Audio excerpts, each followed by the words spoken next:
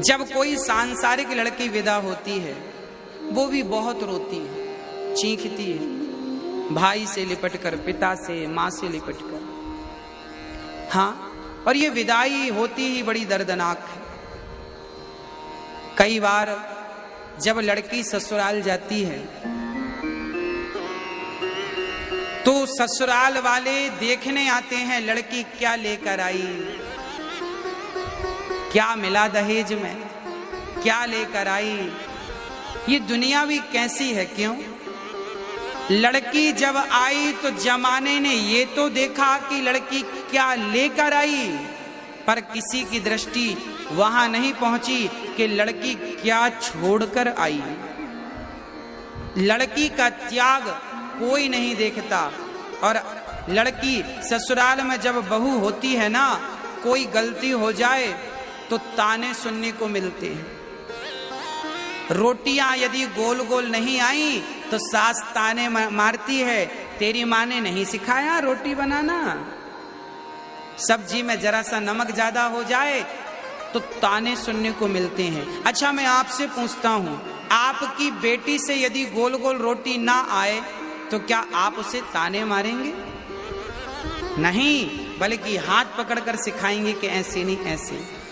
आपकी बेटी से गलती होती है तो आप उसे ताने नहीं मारती, बल्कि उसे सिखाती हैं। यदि हर सास अपनी बहू की गलती पर ताने ना मारकर उसे सिखाने लग जाए तो हर बहू बेटी हो जाए और हर सास माँ हो जाए और ये झगड़ा सदा सदा के लिए समाप्त हो जाए। परंतु कितनी बार हमने ये बातें समझाई पर खोपड़ी में जाती ही नहीं। कुछ दिन तो ठीक रहते हैं लोग, फिर पता नहीं क्या हो जाता है। क्यों ऐसा है राम जाने।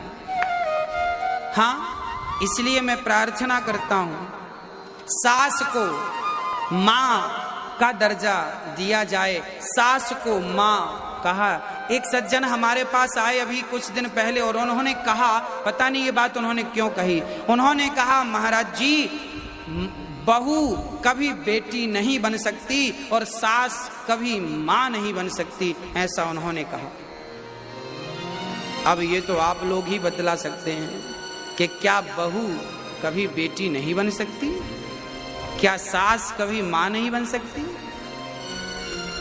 देखिए, बदलना चाहें तो बदला जा सकता है। मिट्टी से घड़ा भी बनता है और मिट्टी से चिलम भी बनती है। चिलम खुद जलती है, औरों को जलाती है, घड़ा खुद ठंडा रहता है, औरों को भी शीतलता प्रदान करता है। आप अपने आप को चाहें तो चिलम बना लें, आप अपने आप को चाहें तो घड़ा बना लें। कोई क्या आपको कुछ बनाएगा, आप ही अपने आप को कुछ बना सकते हैं। यदि कोई दूसरा कहे कि मैं तुम्हें ये बना दूंगा, ये उसकी भूल होगी। कोई किसी को कुछ नहीं बना सकता।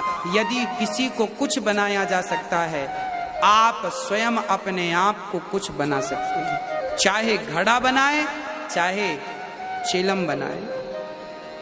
इसलिए मैं कहता हूं, अपने आप को बहू ना बनाओ, बेटी बनाओ। अपने आप को सास ना बनाओ, मां बनाओ। और ये रिश्ते तब बदल जाएंगे जब प्यार की अधिकता होगी। एक बेटी अपने पिता के पास आती है। उसकी सास बहुत परेशान करती थी, बहुत तंग करती थी। एक दिन बहू दौड़ी दौड़ी पिता के पास आई, पिताजी पिताजी कोई जहर दे दो। उनके पिता बहुत बड़े डॉक्टर थे। बेटी से कहा, बेटा तुझे जहर क्यों चाहिए, तू क्यों मरना चाहती है? बेटी बोली, पिताजी मुझे नहीं मरना, अपनी सास को मारना है जहर देकर। सास को जहर देके मारना है। पिता ने कहा, बेटी ये तो बड़ा पाप कर रही है, सास को क्यों मारेगी? जहर देके मार डालेगी तो तू जेल चली जाएगी, जीवन भर चक्की चलाना पड़ेगा, सड़ जाएगी। ना पिताजी आप कुछ भी करो, अब तो मैं ऐसी बुढ़िया के साथ रहूंगी नहीं, बहुत पाप करती है मेरे साथ, तो नमक भी तौल कर देती है डाइन। कोई नमक खा जाऊंगी क्या मैं?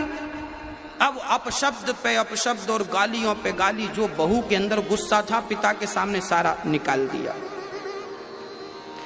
पिता समझ गए कि जरूर इसके साथ कुछ गलत हो रहा है, पर पिता तो पिता थे। पिता ने कहा, अच्छा ठीक है, तू जिद कर रही है, मैं तुझे जहर दे रहा हूं, पर ध्यान रखना, मैं तुझे ऐसा जहर दूंगा, एकदम से यदि सास मर गई तो पूरा शक तुझ पे ही जाएगा। तूने मार डाला सास को, तो मैं तुझे ऐसा जहर दूंगा जो धीरे धीरे असर करेगा। 6 महीने का जहर दे रहा हूं मैं, 6 महीने का डोज है। सास की दाल में ये 1 पुड़िया रोज घोल दिया कर। अब 6 महीने की पुड़िया बनाकर पिता ने पकड़ा दी बेटी को और कहा, बेटी जब तक तेरी सास मर नहीं जाती तब तक तू अपनी सास के पांव दबाना और सास की जरा सेवा करना, ताकि लोगों को लगे, ताकि लोगों को विश्वास हो जाए कि तू जहर दे के नहीं मार सकती अपने सास को। लोगों का विश्वास तो तुझे जीतना ही पड़ेगा। बेटी बोली, ठीक है पिताजी, 6 महीने में मरती है तो मैं कर लूंगी। अब पुड़िया लेकर के बहू आई और अपनी सास को रोज 1 पुड़िया देने लगी, पर पुड़िया तो देती दाल में मिलाकर, पर रोज पांव दबाती और सास जो कहती कर लेती चुपचाप बिना कुछ कहे। उसको ये लगता 6 महीने बाद तो मर ही जाएगी, कर लो, बिल्कुल चुपचाप। अब सास गाली दे तो भी चुप, पांव दबाए। अब धीरे धीरे सास को लगा मेरी बहू कितनी बढ़िया हो गई। अब सास भी अपनी बहू से प्यार करने लग गई। वो भी कहती, बेटा पांव मत दबा, तू भी तो थक गई होगी, जा सो जा, और सुन कल तू थोड़ा देर तक सोना, सुबह मैं उठ के काम कर लूंगी। अब सास घर का काम कभी कभी करती, कभी सास भोजन बनाने लगती। अब बहू कभी कभी बहू बर्तन मांज धुल देती तो कभी सास बर्तन, मतलब मिल बांट के अब काम होने लगा। अब बहू को लगने लगा मेरी सास तो बहुत अच्छी हो गई, ये तो मेरे साथ हाथ बटाने लग गई, ये तो काम करने लग गई। धीरे धीरे सास और बहू का इतना प्यार हो गया, इतना प्यार हो गया कि सास बहू के बिना ना रहे और बहू सास के बिना ना रहे। अब उसे याद आया कि सास को 6 महीने पूरे होने को आए, अब तो ये मर जाएगी और अब मैं चाहती नहीं हूं कि अब पिता के पास दौड़ी दौड़ी, पिताजी पिताजी सुनो, वो सास की जो गोली तुमने दी थी रद्द करो उनको। क्या हुआ बेटा? पिताजी मैं अपनी सास को मारना नहीं चाहती, पहले तो लग रहा था कि मैं मार डालूं, पर सास तो इतनी बदल गई, इतनी अच्छी हो गई कि अब तो वो इतना प्यार करती है कि पहले मुझे खिलाती है, बाद में खुद खाती है, और पूरी चाबियां उसने मुझे दे दी, जो करना है बहू तू कर। अब तो मुझे कोई दिक्कत नहीं है सास से, माँ की तरह मुझे प्यार करती है, माँ की तरह रखती है। पिताजी आप कोई ऐसी दवाई दो कि मेरी सास मरे ना, बल्कि मेरी उम्र भी उसको लग जाए। तब पिता ने कहा, बेटा चिंता ना कर, जो तुझे गोलियां दी थी वो केवल चूरन की गोलियां थी, चिंता की कोई बात नहीं। चूरन था, हाजमौला। अरे पिताजी तो ये बेटा जब तूने अपना स्वभाव बदला, मैंने कहा था ना कि तू अपने आप को बदल देगी तो सामने वाला अपने आप बदल जाएगा।